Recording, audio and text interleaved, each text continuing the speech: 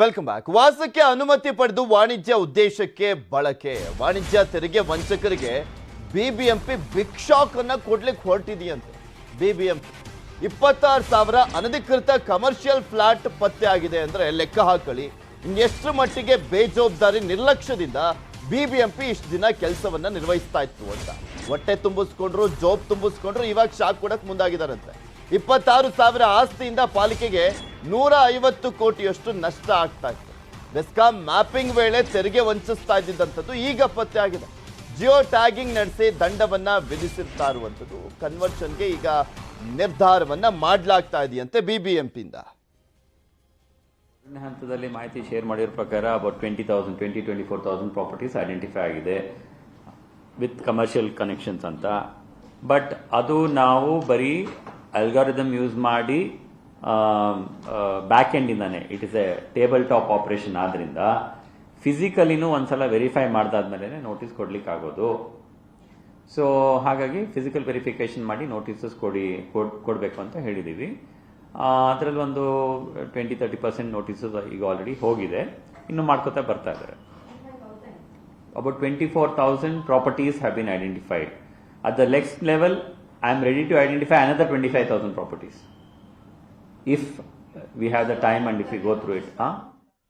ಇದ್ರ ಬಗ್ಗೆ ಇನ್ನಷ್ಟು ಮಾಹಿತಿಯನ್ನು ನೀಡ್ತಾರೆ ನಮ್ಮ ಪ್ರತಿನಿಧಿ ಶಿವಪ್ರಸಾದ್. ನಮ್ಮ ಜೊತೆ ನೇರ ಸಂಪರ್ಕದಲ್ಲಿ ಜಾಯಿನ್ ಆಗ್ತಾ ಇದ್ದಾರೆ. ಶಿವಪ್ರಸಾದ್, 26,000 ಕಮರ್ಷಿಯಲ್ ಫ್ಲಾಟ್ಗಳು ಅನಧಿಕೃತವಾಗಿ ಪತ್ತೆ ಆಗಿದಾವೆ ಅಂದ್ರೆ ಇನ್ನೆಷ್ಟು ಬಿಬಿಎಂಪಿ ಅಧಿಕಾರಿಗಳು ಇಷ್ಟು ದಿನ ಕಳ್ಳಾಟ ಆಡ್ತಾ ಇದ್ರು ಅನ್ನುವಂಥದ್ದು ಕೂಡ ಗೊತ್ತಾಗ್ತಾ ಇದೆ.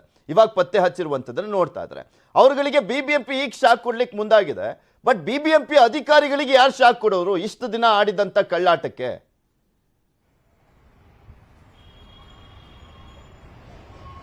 ಇದೇ ಪ್ರಶ್ನೆಯನ್ನ ಈಗ ಸಾರ್ವಜನಿಕರು ಕೂಡ ಯಾರು ಈಗ ಕಮರ್ಷಿಯಲ್ ಬಿಲ್ಡಿಂಗ್ ಅಂತ ಹೇಳಿ ಅನುಮತಿಯನ್ನ ಪಡೆದಿದ್ದಾರಲ್ಲ ಅವ್ರು ಕೇಳ್ತಾ ಇದ್ದಾರೆ.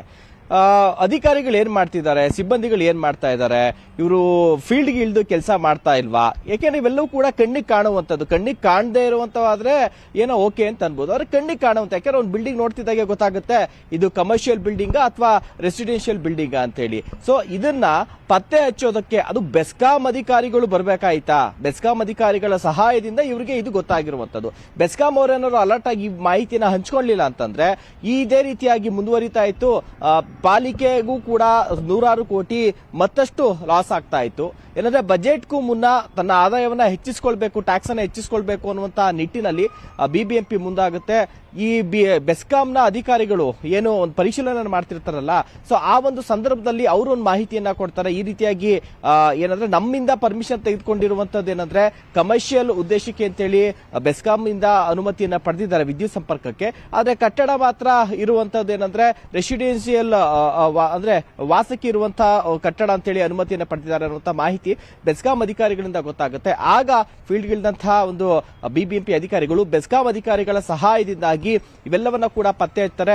ಈಗ ಸಿಕ್ಕಿರುವಂತಹ ಮಾಹಿತಿ ಪ್ರಕಾರದಲ್ಲಿ ಸುಮಾರು 26,000 ಕಟ್ಟಡಗಳು ಅಂದ್ರೆ ನಾವು ವಾಸ ಇರೋದಕ್ಕೆ ಅಂತ ಹೇಳಿ ಪರ್ಮಿಷನ್ ಅನ್ನು ತೆಗೆದುಕೊಂಡು ಆದ್ರೆ ವಾಣಿಜ್ಯ ಬಳಕೆಗೆ ಕಮರ್ಷಿಯಲ್ ಪರ್ಪಸ್ಗೋಸ್ಕರ ಒಂದು ಕಟ್ಟಡಗಳನ್ನ ಬಳಕೆ ಮಾಡ್ತಾ ಇದ್ದಾರೆ ಅನ್ನುವಂಥದ್ದು ಗೊತ್ತಾಗಿದೆ.